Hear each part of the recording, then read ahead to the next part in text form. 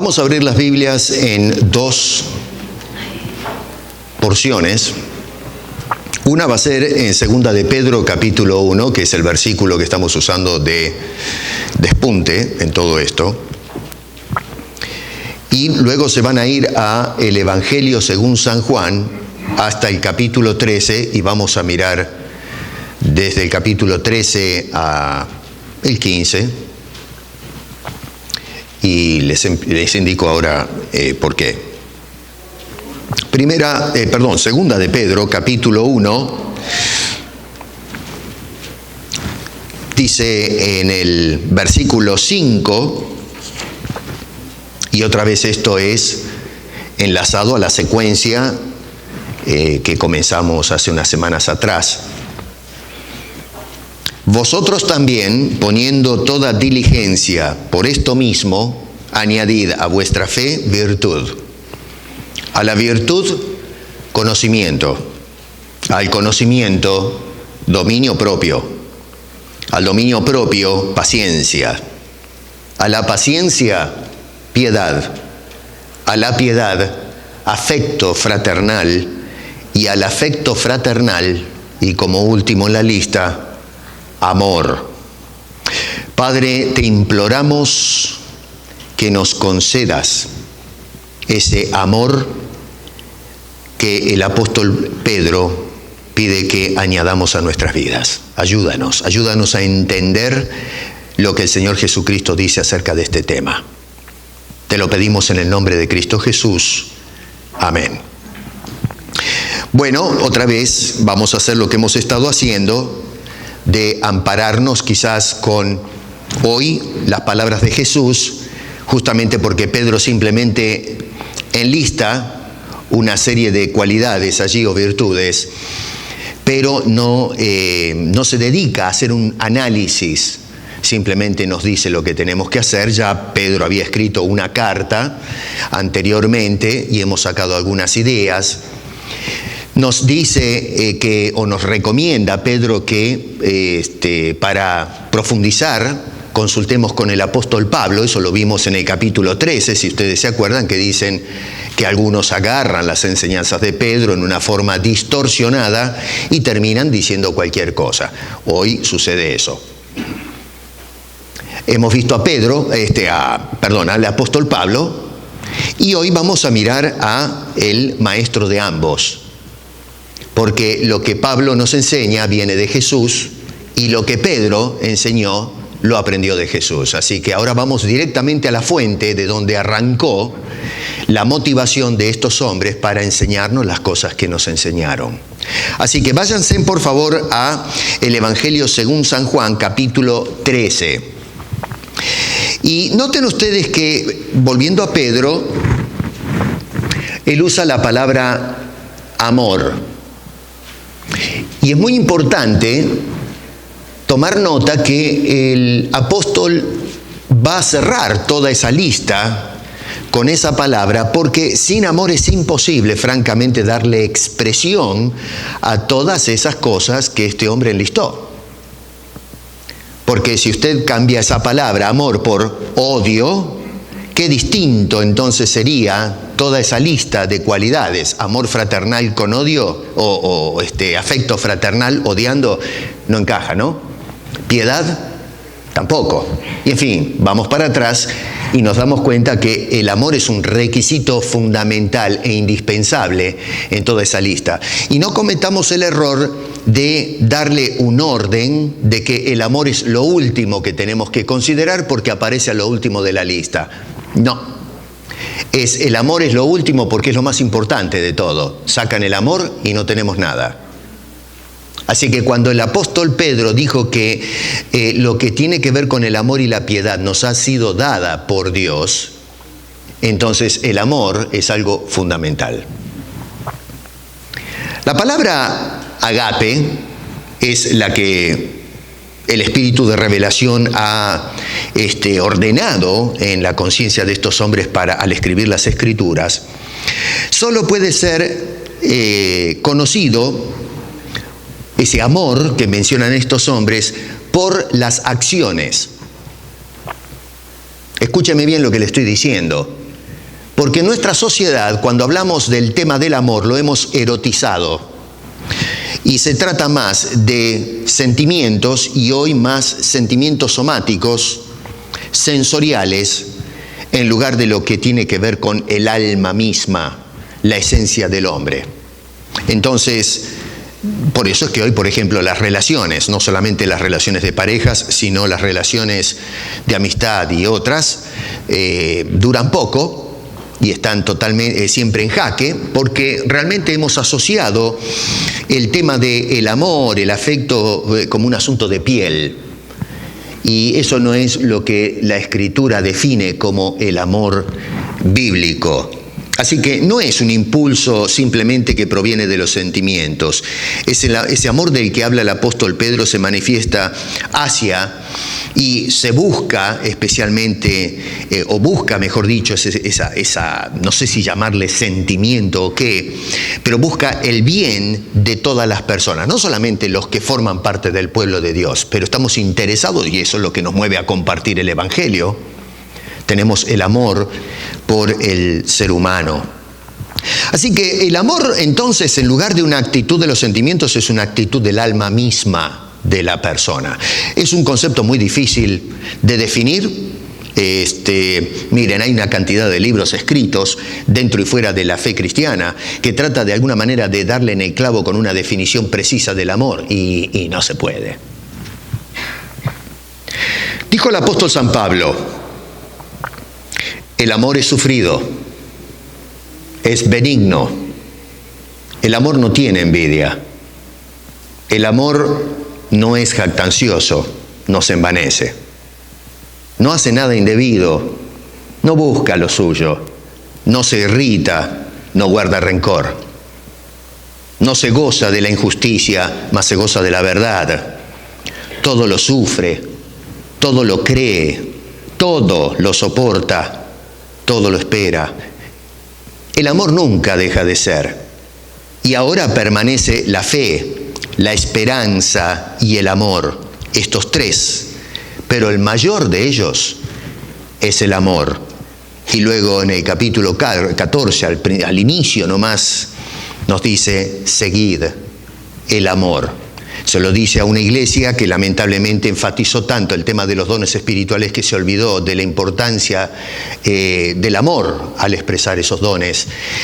Y déjenme decirles hoy que lamentablemente muchos piensan en la cantidad de dones que tienen en cuanto a a servicio, y se sienten superiores a otros hermanos que no tienen la calidad o cantidad de dones que algunos tienen, y entonces los miran por debajo del hombro. Y Pablo lo que va a hacer en esa carta es tratar de descalificar ese sentir, que por cierto es producto de la carencia de amor por la otra persona. Mire, cuando una persona ama a un hermano, no lo mira hacia abajo como un inferior, lo mira como uno igual. Inclusive la Escritura nos dice que estimamos al otro superior a nosotros, en lugar de lo que sucede en la actualidad, que es darle vuelta a la cosa. Muchos protestan y no aceptan eso, pero bueno, así son las cosas, qué sé yo. Durante la celebración de la Pascua, nos cuenta acá el evangelista Juan que Jesús se reunió con los discípulos y les va a dar una serie de indicaciones que van desde el capítulo 13 en adelante, ¿no es cierto? La mitad del capítulo 13, vamos a decir desde el verso 31 si se quiere, y va a abarcar capítulo 14, 15, 16 y 17, aunque el capítulo 17 ya va a ser el cierre de todo ese sermón último de Jesús, haciendo una oración intercesora al Padre a favor, no solamente de los discípulos, sino también de aquellos que habrían de creer por la predicación de estos hombres. Estamos metidos nosotros ahí. Así que estamos a salvos al mirar todo lo que enseña Jesús aquí para nosotros por extensión. Estamos incluidos en ese lugar. Si ustedes se van al capítulo 13, versículo 34 y 35, miren lo que dice Jesús. En algunas Biblias, fíjense que está escrito en rojo, no sé si ustedes lo notan eso, no todas las Biblias, pero es justamente para indicar o resaltar que estas son palabras directas de Jesús. O sea, no es Juan, Juan es el que escribe. Ya terminó el ministerio de Jesús, ascendió al Padre y se sentó a escribir todo esto. Pero entonces se pone la traducción en rojo para ayudarnos a entender que estas son las palabras de Jesús. Un mandamiento nuevo os doy, dijo Jesús, que os améis unos a otros. Como yo os he amado, que también os améis unos a otros. En esto conocerán todos que sois mis discípulos, si tuviereis amor los unos con los otros. Noten que dice con, no por. Tomen nota de eso. Amor los unos con los otros. Si da vuelta la página, se va al capítulo 15, versículo 12. Otra vez estamos dentro de ese sermón que inició Jesús y les va a decir, este es mi mandamiento, verso 12. ¿Cuál es? Que os améis unos a otros, como yo os he amado. Si van un poquito más adelante, al verso 17, dice, esto os mando, que os améis unos a otros. Un verso más, verso 18, Jesús les va a poner de antecedente que los discípulos de Cristo, los cristianos, van a ser aborrecidos por la sociedad humana. A veces los cristianos tenemos esta actitud de querer conquistar la amistad del mundo. Que haya algún tipo de, tolerancia o aceptación de lo que somos, lo que creemos, y lamentablemente nos damos la cabeza contra la pared. Se frustran algunos cristianos porque encuentran que no hay ranura por donde entrarle al mundo. Y entonces nos encontramos como ovejas en medio de lobos. Pero la Escritura y el mismo Señor nos advirtió que no vamos a encajar en el mundo. El mundo siente repulsión por Dios y las cosas de Dios. Por eso desprecia al Redentor. Y nosotros, que somos los embajadores de Cristo, también vamos a ser aborrecidos. Todavía no salieron al mundo estos hombres como apóstoles. Todavía son discípulos que van a ser comisionados en un poquito de tiempo. Y ya Jesús les está poniendo de antemano que la van a pasar brava. El mundo no va a abrir las puertas contentos para recibirlos con brazos abiertos. No, Señor. Dice que van a ser aborrecidos. Y es por eso entonces que les anticipa, ámense los unos a los otros. Porque amor afuera no lo vamos a encontrar. Y entonces el único recurso que tenemos es Dios, el Señor, y nosotros, hermanos en la fe. La vez pasada hablábamos del afecto fraternal o entre hermanos. Bueno, para lograr eso tenemos que amarnos, sentir amor los unos, no solamente por, sino con. Y guarde eso porque es importante, porque a veces hablamos de amor unos por otros, pero es unos con otros, en amor reflexivo. Ahora, acá quiero que tomen nota, otra vez volviendo al capítulo 13, de un detalle que pienso yo que es de vital importancia que tomemos o subrayemos. Fíjense ustedes, sígame con su Biblia, porque si no, sonamos. No se trata de lo que le voy a decir, sino lo que nos dijo Jesús en este sermón. Juan tomó nota de este detalle en el verso 31, antes de plasmar, ¿no es cierto?, su evangelio con las palabras de Jesús. Y dice, entonces, y estas son palabras de Juan, cuando hubo salido, dijo Jesús. ¿Saben a quién se refiere? A Judas. Un poquito más atrás encontramos a Judas con los discípulos celebrando la Pascua. Y entonces, después en casa analicen bien todo eso. Hay una conversación, un diálogo entre Jesús y Judas, y entonces Jesús manda, sabiendo perfectamente para dónde apuntaba este hombre, este traidor, ¿no es cierto?, y lo despide. Y noten ustedes que Jesús va a comenzar el sermón cuando Judas esté fuera del grupo, la élite de hombres. ¿Se dieron cuenta de eso? Así que esto es importante. Judas no tenía el privilegio, en este caso, de escuchar esto que va a decir Jesús. No es para Judas. No todas las palabras de Jesús son para todos los hombres. Esto yo sé que suena un poco duro, pero aquí tenemos un ejemplo de que hay cosas secretas y especiales que es para el pueblo de Dios. La Santa Cena es para nosotros, es para que recordemos lo que Cristo hizo por nosotros. Y luego salimos con eso en el corazón para hablarle al mundo, dando testimonio de lo que hizo Jesús.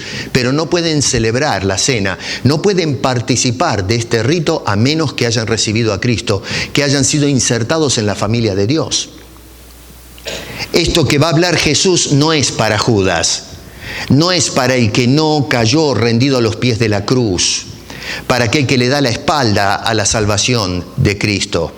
Es para aquellos que han dado su vida al Señor. Y esto es importante porque, hermano querido, muchas veces se piensa que porque se tienen algunos beneficios por acercarnos al cristianismo, ya tenemos todos los privilegios de la fe cristiana.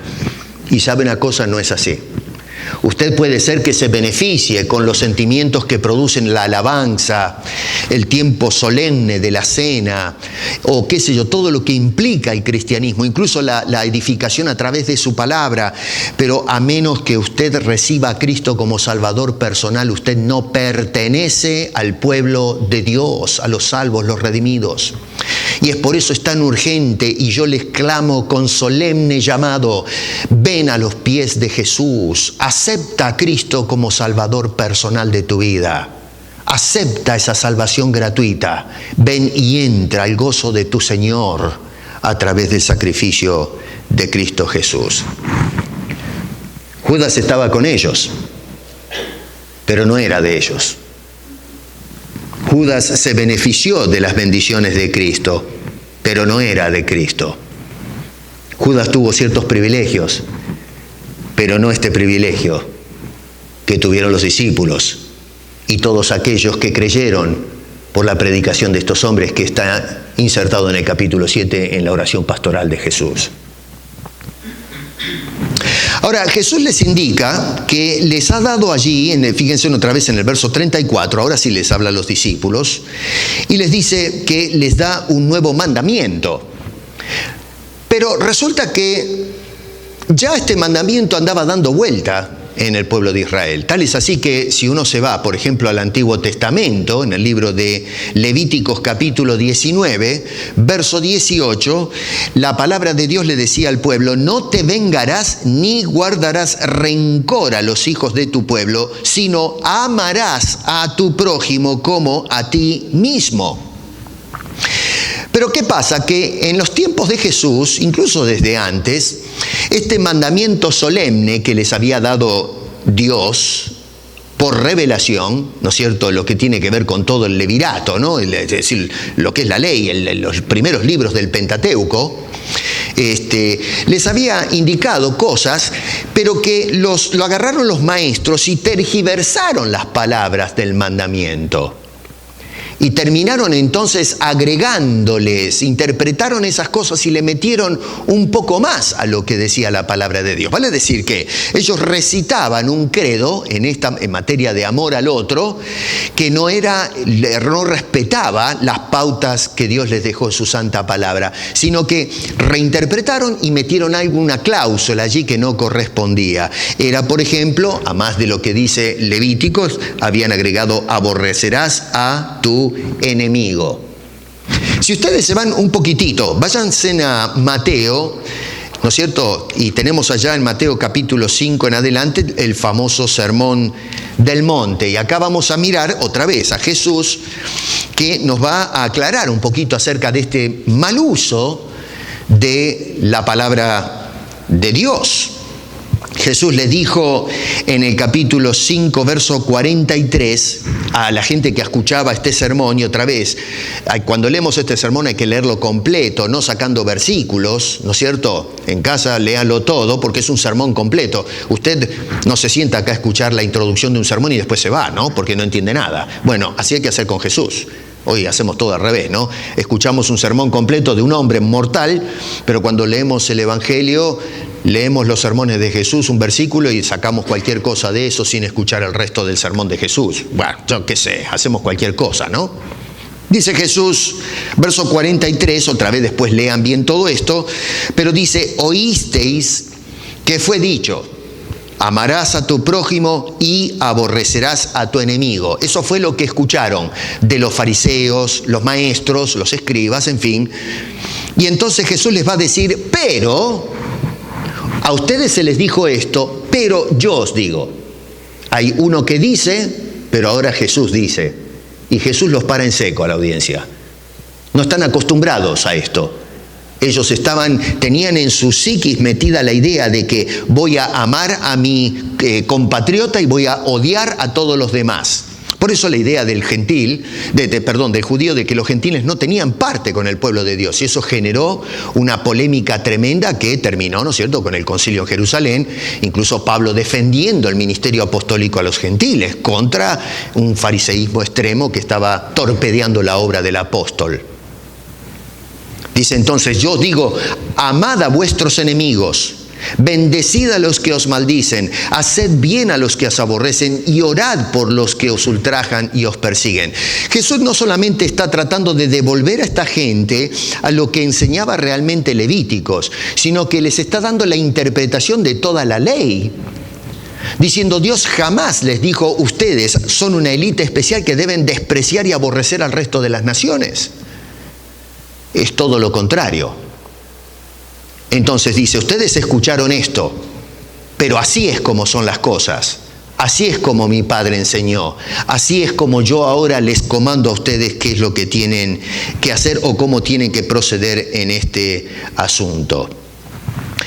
Hermanos queridos y amigos, los hombres y aún el mismo diablo son los que tergiversan la palabra de Dios. Cuando usted se va al libro de los Principios, encontramos a la serpiente cambiando las palabras de Dios a Adán y Eva. Puede ser que Eva recibió la información de su esposo, yo no sé, pero la cuestión es que tal es así que Eva corrige a la serpiente cuando le hace un juego, ¿no es cierto? Pero lo interesante es cómo la habilidad que tiene la serpiente para quitar o poner una sola palabra. En este caso tenemos ahí una partícula negativa, el no, cambia todo el sentido de lo que dijo Dios con un solo no, con una sola palabrita. Y hoy día, mis queridos hermanos, el diablo sigue haciendo lo mismo. A veces pasamos de largo detalles importantes, palabras, comas, puntos que hay allí. Otra vez en el original no aparecen esos signos de puntuación, eso es la traducción. Pero la traducción hace eso para que podamos entender cómo piensan los autores. Por eso le ponen la coma y el punto para que pare y piense en esa oración, en esa cláusula, en los versículos. Por eso se enumeran, para que frene un poquito y piense en lo que tiene delante suyo. ¿Por qué? Porque la tendencia del hombre es de interpretar a su manera la Escritura y meterle o sacarle lo que Dios dice. Y el diablo es un campeón para eso. De más está decir que hoy en el púlpito se hace de todo con la Escritura. Miramos a Jesús como se nos da la gana. Se mete en los hombres un lente deformado y terminan presentando un cuadro equivocado de no solamente las personas de la Biblia, sino especialmente la palabra o lo que Dios está tratando de decirnos. Aunque Jesús nos dice en el capítulo 15 que seremos aborrecidos por la sociedad humana, sin embargo, entonces nos hace un claro y solemne llamado a no devolver ese odio con odio, sino con amor. ¿Se dan cuenta de lo que estoy diciendo? Que en este caso, en fin, es lo que Jesús está diciendo. Así que está cambiando la manera de pensar de estos discípulos de Cristo. Judas no tiene lugar ahí, pero nosotros no tenemos que hacer lo que hemos oído por ahí, que tenemos que odiar al otro. Dice, no, ustedes van a apuntar en otra dirección. Ahora, y obviamente, volviendo otra vez al pasaje en cuestión, por eso Jesús les dice, les doy un nuevo mandamiento. Ahora, ¿de qué se trata o en qué sentido Jesús les está dando un nuevo mandamiento a estos hombres? Porque otra vez, Si vemos que Jesús corrige en el Sermón del Monte, que ya ellos estaban al tanto de lo que había predicado, entonces, ¿en qué sentido es un nuevo mandamiento? Bueno, es que este mandamiento ahora es algo más específico. En lo que había enseñado antes, Levíticos dice esto, ustedes escucharon que deben odiar a los enemigos, yo les digo, no, eso no es así. El Señor nunca enseñó eso. Y les dice, ustedes van a amar a sus enemigos, van a tener una actitud de sacrificio hacia ellos. Sí, hay muchas injusticias, pero así es como van a actuar. Pero ahora les está diciendo, ya no está pensando en cómo debemos actuar con los de afuera, pero ahora va a hablar de este grupo, de esta élite, de este pueblo de Dios y cómo tienen que tratarse ellos unos a otros. Es una ironía que a veces, hermano querido, tenemos la tendencia de amar a una persona de afuera más que las personas de la familia. Un ejemplo de eso lo tenemos en nuestros hogares. Hay esposas que se quejan de la falta de emotividad por parte de los padres, de los esposos. Son fríos, insensibles. Y a veces las mujeres se quejan porque dicen, mi marido yo lo veo tratando con los amigos y con otras personas y es gentil, amoroso, tierno, pero a mí me trata con violencia, con desprecio. Cuando escucho esas cosas me parte el alma, ¿sabe? Porque si Dios nos dio una compañera es para que la tratemos mejor que como tratamos a los extraños. Lo mismo sucede con esposos que a veces me dicen, mi mujer me trata mal. Y resulta de que la esposa es devota en la iglesia, trabaja, respeta al pastor, a los hermanos, vive preparándole comida y qué sé yo a los hermanos de la iglesia, y el hermano no le preparan una galletita con dulce de leche, qué sé yo, con mermelada. Arréglate solo. Tengo que ir a servirle la comida a los hermanos en la iglesia. Bueno, eso está todo dado vuelta. Lo mismo podemos decir de los hijos, los padres a los hijos a los padres. A veces somos muy buenos con el vecino de al lado que es un pagano y un borracho, pero resulta que con los hermanos de la iglesia nos llevamos mal. En realidad, la palabra acá, nuevo, ¿no es cierto? Dice, un mandamiento nuevo os doy. La palabra nuevo también puede crear un poquito de confusión en la traducción, porque no hace referencia a tiempo. ¿No es cierto? Antes les dije una cosa y ahora les digo una cosa nueva. No, la palabra que está utilizando hace referencia a calidad o forma. Cuando, en fin, en el original si se habla de tiempo, desde el punto de vista cronológico, el término que van a encontrar en la Biblia, los que estudian más, es neos o neos, pero en este caso se usa la palabra kainos. Y vuelvo a repetir, lo que está diciendo es un mandamiento de distinta calidad al otro, eso es lo que está diciendo. Cuando dice allí la traducción, un mandamiento nuevo os doy. No está mal la traducción, ¿eh? Necesitamos entender el concepto nuevo, como lo piensan los escritores del Nuevo Testamento. Así que recuerden, no es un mandamiento distinto al que se dio antes, sino que hay una calidad, una forma en este mandamiento que se extiende ahora a estas personas que son los de la fe. Ahora, ¿por qué es de tanta importancia ese trato amoroso entre los creyentes? ¿Por qué es necesario ese énfasis? Porque dice en el versículo 35 que esto le va a dar testimonio al mundo de afuera que nos aborrece.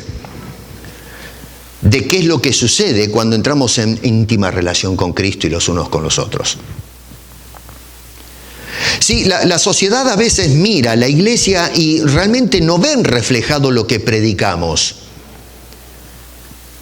Hoy en la agenda homosexual, tocamos algo el otro día, y toco esto porque son temas de relevancia hoy. Tenemos que manejar eso, tenemos que pensar en eso, tenemos que ver cómo vamos a actuar con estas cosas.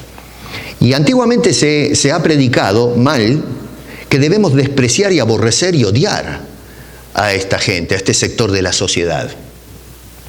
Lo contrario a lo que nos dice Jesucristo, que debemos amar al otro. No participar de lo que participa el otro, eso es distinto. Pero a esa persona hay que hablarle de Cristo.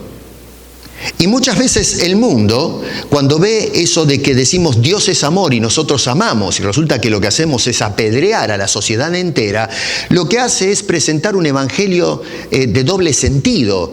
Decimos una cosa por un lado de la boca, pero luego por el otro lado sale un mensaje completamente diferente. Y el tema es entonces que al ver el amor que tenemos unos por otros, la sociedad va a ver el impacto que tiene la obra de Dios, de regeneración, de cambio, de transformación, de cómo Dios acerca al hombre pecador hacia sí mismo y transforma su vida completamente hacia un hombre nuevo. Pero cuando ven a la iglesia, a los discípulos de Cristo, mordiéndose y matándose unos a otros, obviamente que vamos a hacer eco del desprecio que tiene la sociedad entre ellos mismos y luego hacia el pueblo de Dios. Así que lo que estamos haciendo es presentando un evangelio que no tiene autoridad. No tiene autoridad espiritual y no tiene autoridad moral. No porque no lo tenga implícitamente el Evangelio, sino que nosotros lo desautorizamos con nuestra conducta equivocada. Otra vez dice Jesús, en esto conocerán todos que sois mis discípulos, si tuviereis amor los unos con los otros. ¿Se dan cuenta qué importante que es? A lo menos para Jesús, no sé para nosotros, pero para Jesús este es un asunto de vital importancia. Ahora, noten ustedes que Jesús dice allí, como yo os he amado, que también os améis unos a otros. O sea que el modelo de amor que debemos ejercitar unos con otros es el modelo de Cristo. Porque de repente podemos terminar imitando el modelo de una persona. Yo amo como el pastor ama, amo como el diácono, como la hermana María o Marta, como ese, qué sé yo, personas que sí tienen una buena actitud con los creyentes. Miramos un ejemplo humano y decimos, voy a seguir a esta persona. Pero no, el modelo es Cristo, no otra persona. Todos los modelos que nosotros a veces imitamos, en realidad deben ser abandonados para seguir todos el mismo modelo, que es uno solo, y es Cristo Jesús. ¿Por qué la iglesia anda mal? Porque estamos siguiendo modelos equivocados. Tenemos que dejar esos modelos equivocados. Tenemos que dejar de idolatrizar la criatura o el hombre, el apóstol, el profeta, el pastor, el qué sé yo, el anciano. Tenemos que empezar a adorar a aquel que es nuestro modelo, que es Cristo Jesús. Dice, como yo, así van a ser ustedes. Mírenme a mí, fíjense en cómo he actuado en esto. Y entonces nos preguntamos, bueno, pero ¿qué tipo de amor, ¿no es cierto? ¿Qué tipo de comportamiento muestra Jesús para, en fin, ejemplificar el amor que debemos ejercitar nosotros? Porque vuelvo a repetir, no se trata de yo siento amor, sino que, como define el apóstol Pablo, es una actitud hacia otra persona. Si ustedes se van, por ejemplo, a la carta de Pablo a los Efesios, disculpen que hoy los hago saltar un poquito, ¿no? Pero para armar esta tesis, voy a las Escrituras para ver qué es lo que nos dice. Y ustedes se van al capítulo 5 de Efesios, que es la carta que estamos estudiando en la escuela dominical, y nos dice, por ejemplo, capítulo 5, versos 1 y 2, dice, sed pues, note esto, imitadores de Dios, no del pastor Piesco. Si usted me imita a mí, va a meter la pata. Dice, sean imitadores de Dios, como hijos amados.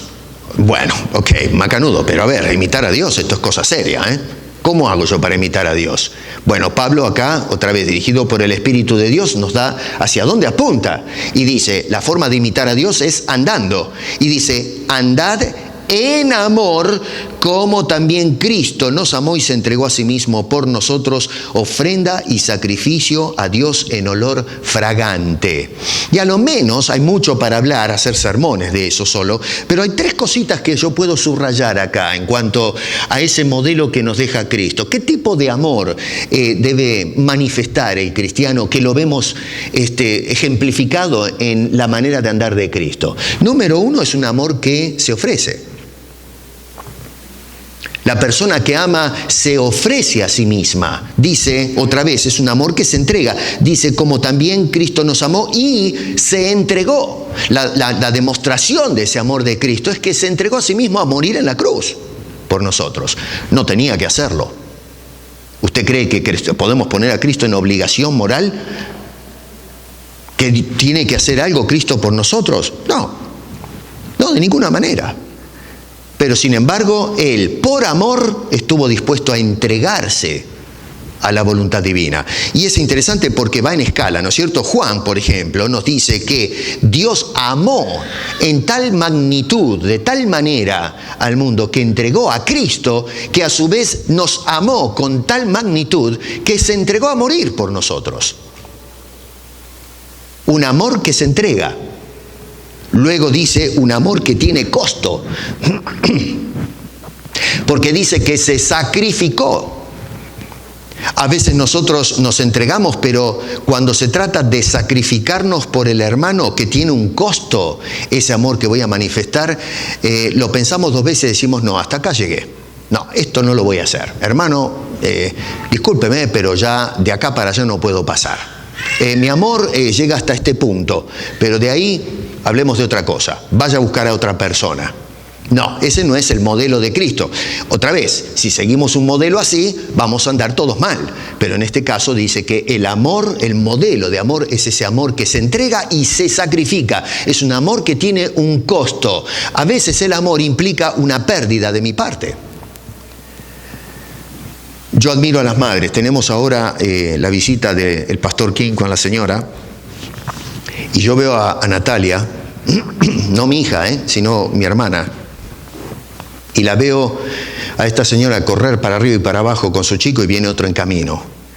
Y tendría que estar descansando, pero la madre tiene que perder horas de sueño, no se puede sentar a comer tranquila, el nene viene corriendo y se le tira encima. Y ahí está la pobre señora, ¿no? Haciendo malabarismo con la criatura. Gracias a que es un santito el nene, ¿no? Porque hay algunos que son terribles. Pero, de todas maneras, demanda atención ese chico, es un chiquito de 2 años. No digo esto porque está acá, estoy usando ahora, no les pedí permiso para usar el ejemplo, pero esta mujer se sacrifica. Sacrifica su descanso, sacrifica su, tiempo de ver una novela, esparcirse. Se tiene que levantar temprano a la medianoche para cambiar los pañales, hacerle de comer al chico, si se pone a llorar, tratarlo y Tiene un costo.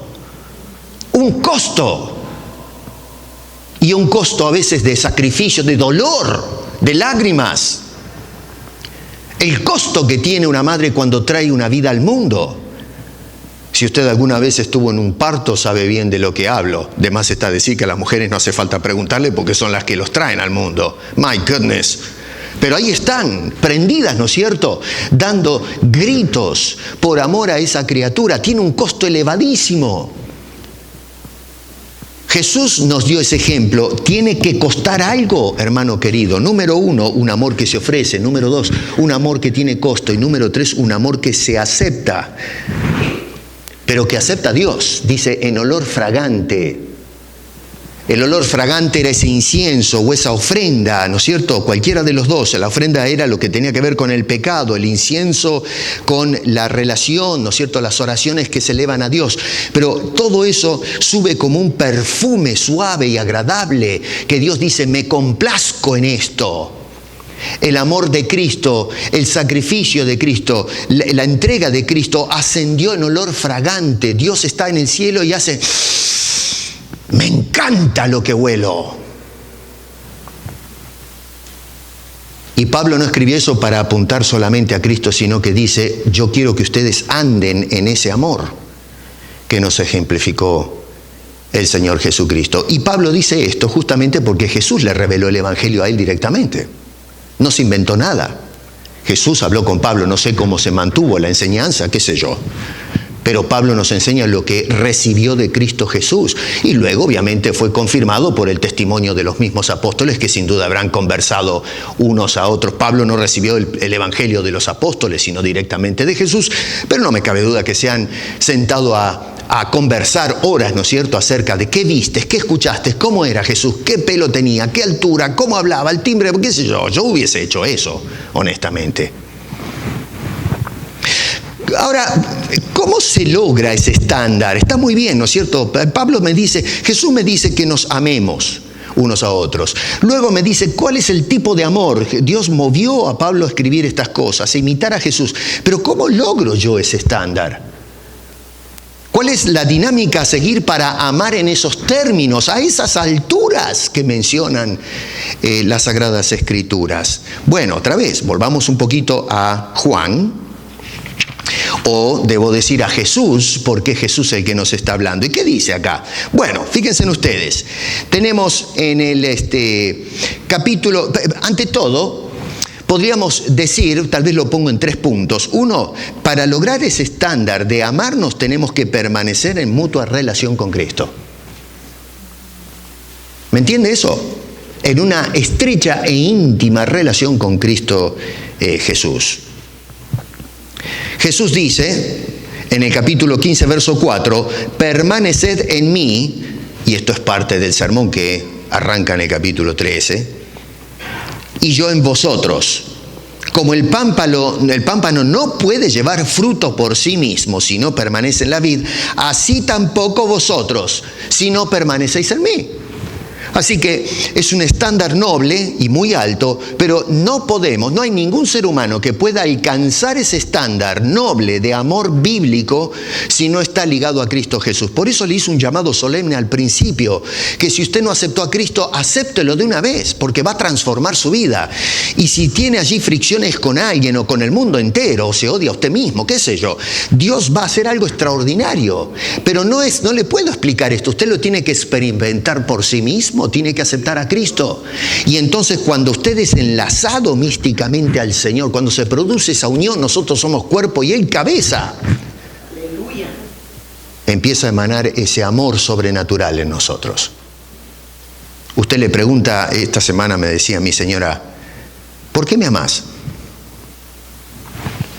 Íbamos manejando, creo que veníamos al culto de oración, no recuerdo ahora, pero ¿por qué me amás? Y yo voy manejando y pensando y digo, no sé. ¿Y vos por qué me amás?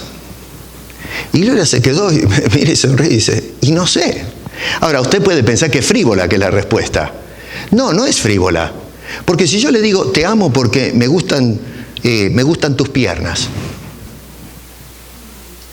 Eso es frívolo. Te amo porque sos trabajadora. Te amo porque te mandás unas milanesas que nadie en el mundo las hace. Eso es frívolo. Te amo porque me gusta tu cara. That's it. Eso es así, por eso amo a mi esposa. ¿La amo por la pinta o por lo que me da de comer o qué sé yo? Eso es. Entonces, cuando le dije no sé y lo entendió, y yo entendí lo que ella me dijo, no podemos definirlo. Simplemente se demuestra. ¿Se dan cuenta? Amamos y no sabemos por qué hay un impulso adentro nuestro. Te amo por lo que eres, todo el paquete. No importa si una persona es linda, fea, gorda, flaca, pobre, rica, inteligente, bruto, qué sé yo. Escúcheme, si Jesús amaba a Pedro, que era un pedazo de tarugo, ¿no? Metía las patas hasta el cuadril, Pedro. Y sin embargo, lo amaba el Señor. Y después lo desafía, ¿no? Dice, ¿tú me amas a mí? ¿Se acuerdan? Así que es ese algo que solamente sentimos cuando estamos ligados a Jesús, la vid verdadera. Separado de mí, dice, nada podéis hacer. Y noten qué interesante, porque ese amor está directamente ligado a cómo respondemos a Cristo, o cómo respondemos en nuestro trato con Dios, la obediencia. Noten, capítulo 14, otra vez, es parte del sermón de Jesús, no me estoy saliendo de contexto. Dice, si me amáis, Pedro, ¿me amas? 3 veces. Ahora Jesús nos dice a nosotros, ¿me amas? Si me amáis, dice, guardad mis mandamientos. Eso de que yo amo a Jesús, pero vivimos en desobediencia, para mí puede ser que funcione, pero para Dios no.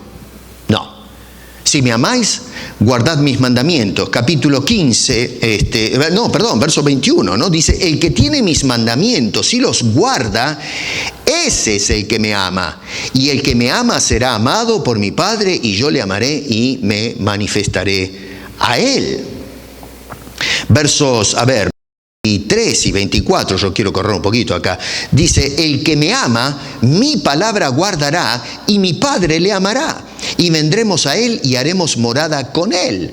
El que no me ama no guarda mis palabras, y la palabra que habéis oído no es mía, sino del Padre que me envió. Así que se dan cuenta que es palabra de Dios todo lo que está hablando Jesús. No que se preparó su propio sermón independientemente de la voluntad del Padre. No, Cristo es el Dios encarnado, es Dios mismo. No hay ninguna ¿cómo puedo decir? Diferencia entre o desconexión entre la teología de Jesús y la teología del Dios Padre. La teología de Cristo es la teología de Dios, el Padre. Hoy la teología de los hombres es completamente distinta a la teología de las Escrituras. Se predica cualquier cosa. En segundo lugar, para alcanzar ese nivel de amor debemos permanecer produciendo fruto en nuestra vida. Verso 14, capítulo... a ver, ¿dónde estamos acá? Capítulo 15, verso 4, dice: como el pámpano no puede llevar fruto por sí mismo, si no permanece en la vid, así tampoco vosotros si no permanecéis en mí. Otra vez, Jesús les está diciendo que ellos tienen que producir fruto. Sin estar ligados a Jesús, la vida no produce nada. No vamos a producir amor desconectado de Cristo Jesús. Vamos a producir amor erótico, ese amor sensorial, amor que es más bien afinidad, ¿no es cierto? Amistad, el filos, ¿no? El amar a un amigo, por ejemplo. Pero ese no es el amor agape que mencionan las Escrituras. Este es un amor sobrenatural, no el amor natural con el cual venimos al mundo. Y entonces eso es un fruto, pero solamente uno que está agarrado de la vid verdadera puede producir dicho fruto. Acá no me voy a explayar en el tema de la vid verdadera. ¿Por qué Jesús dice vid verdadera? Porque Israel era considerado la vid de Israel, pero dio frutos malos. Y entonces Dios le dio a esa vid. Y entonces Jesús es la vid verdadera. Eso es tema para otro, eso es para ya entrar en la teología, ¿no es cierto?, de todo este pasaje. Pero ahora me estoy enfocando en la cualidad del amor que está incluido en ese sermón. Hermanos, si no se establece esa unión especial y mística en el sentido de la conexión íntima, profunda del alma, no el misticismo oriental, no me malentiendan. No podemos producir nada en nuestras vidas que Dios apruebe. Nada.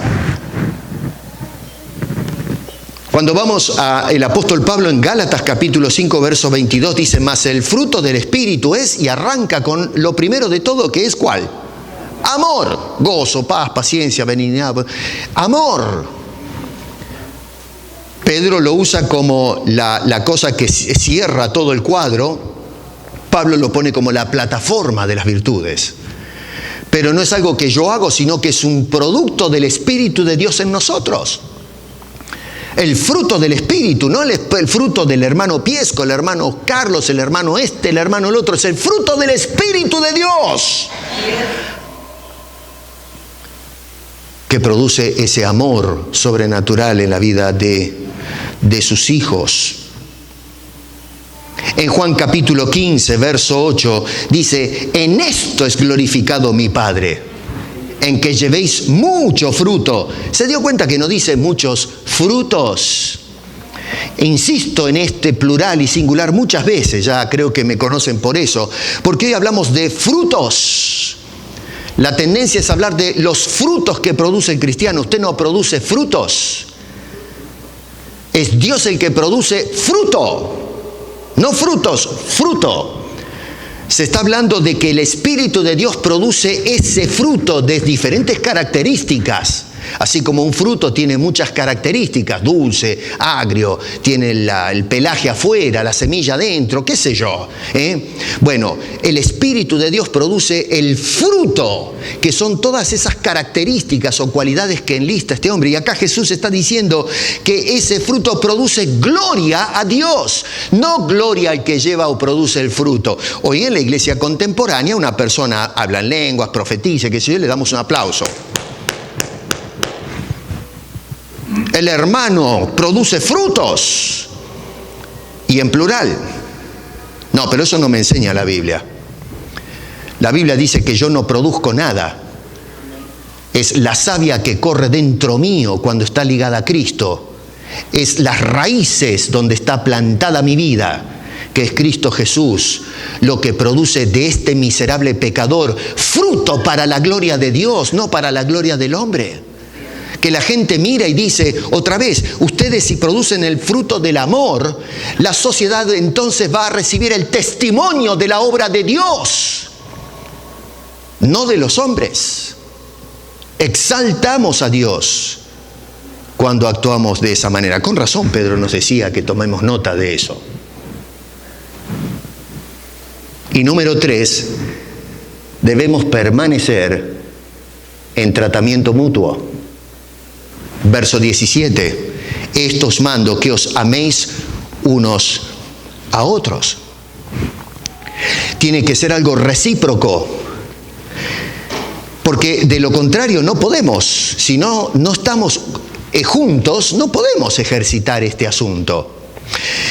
El escritor de Hebreos, y ya vamos terminando, hermanos, ya los dejo ir. Hebreos capítulo, ya los aburrí, capítulo 10.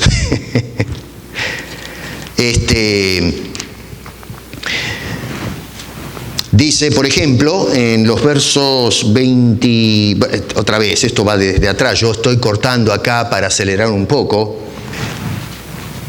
A ver, tal vez como les doy un poquito de contexto, dice verso 22, no se debe leer así la Biblia, ¿no? Pero otra vez, les recomiendo siempre que en casa sí lean todo, ¿no? Pero dice, acerquémonos, verso 22, con corazón sincero, en plena certidumbre de fe, purificados los corazones de mala conciencia y lavados los cuerpos con agua pura. Mantengamos firme sin fluctuar la profesión de nuestra esperanza, porque fiel es el que prometió.